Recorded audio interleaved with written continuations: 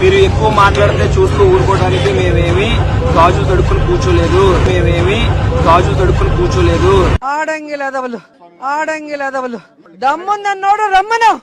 చీర కావాలా చుడిదార్ కావాలా ఆలోచించుకోవాలి కానీ మేము కాదు.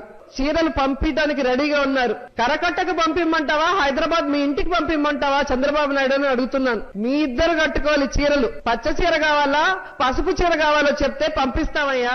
పసుపు చీర కట్టుకొని వారి ఇళ్లకు వెళ్లి వారికి మోకరిల్లి చేతులకి గాజులు వేసుకొని ఇంట్లో కూర్చోవాల్సిన తెలుగుదేశం వాళ్ళు ఈ రోజు లైవ్ డిబేట్ లోకి వచ్చి గాజులు తొడుక్కొని చీరలు కట్టుకొని రోడ్ల మాట తిరుగుతారు.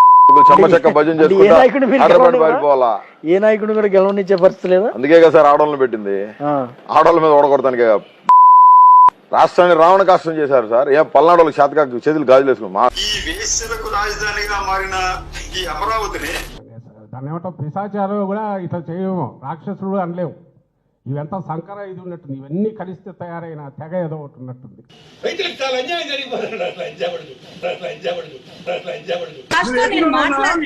ఎవరైనా మానభంగం చేశారా? నాలుక కట్టేపోతు జాగ్రత్త.